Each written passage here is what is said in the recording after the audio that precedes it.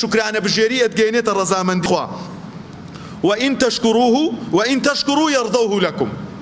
ئەگەر شکرانەی بکەن لێتان ڕازیە بێ و هەر کەسێکیش ئەڵڵای لێ ڕازی بێ لە خۆشترین ژیانە ئاژێ خۆشەویستان. بۆیە پێغەمبەر عليه الصلاة والسلام فەرمێ إن الله ليرضى عن العبد أن يأكل الأكلة فيحمده عليها.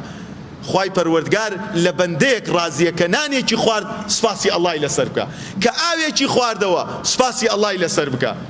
بۆیە زۆربەی خەڵکی ئەم ڕۆژگارە ئەبینی نە بە نانەکەی ڕازیە نە بە ئاوەکەی ڕازیە. بۆیە خوای پەروەردگاریش نەزان و نەفامی زاڵ کردەتە سەریا، ناتوانێت دەرچێت لە نەزانی و نەفامی.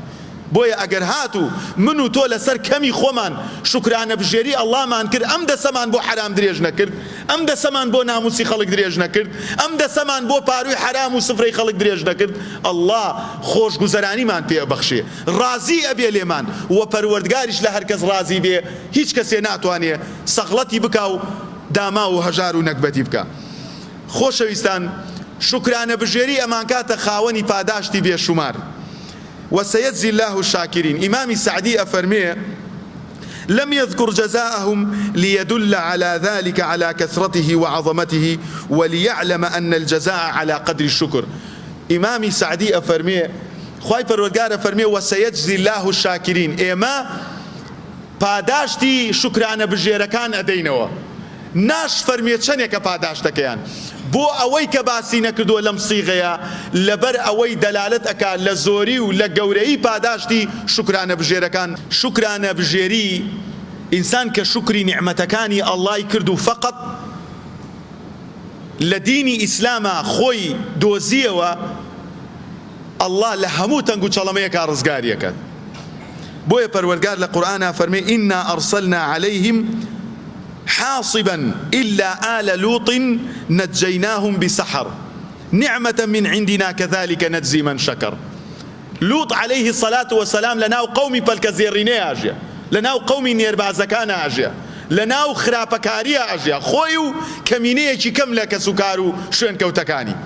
الله أو عذاب قساء يريه تنها لوط كسكاركي در أكاد بو كذلك نجزي من شكر.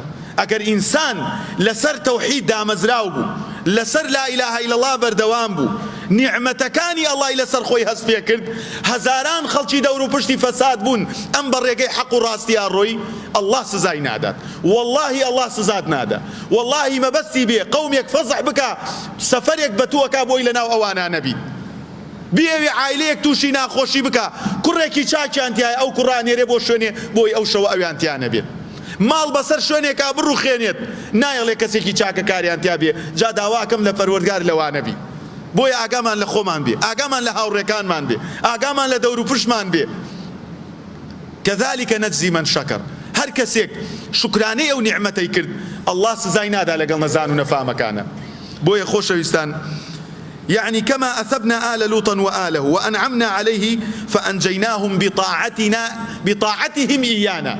أفرمي شون آل لوط كسكاركيمان رزقار كرد بهوكاري چي بهوكاري أو طاعة عبادتي كبو إيما أيان كرد. وأفرمي كذلك نثيب من شكرنا على نعمتنا عليه. هر كسيكيش هاو شوي أوان شكراني أو بيامبكا كبوي أنيرين ئێمە پاداشتی ئەدەینەوە فەسحی ناکەین و تووشی عەیبە و نەزانی و داماوی و هەژاری ناکەین.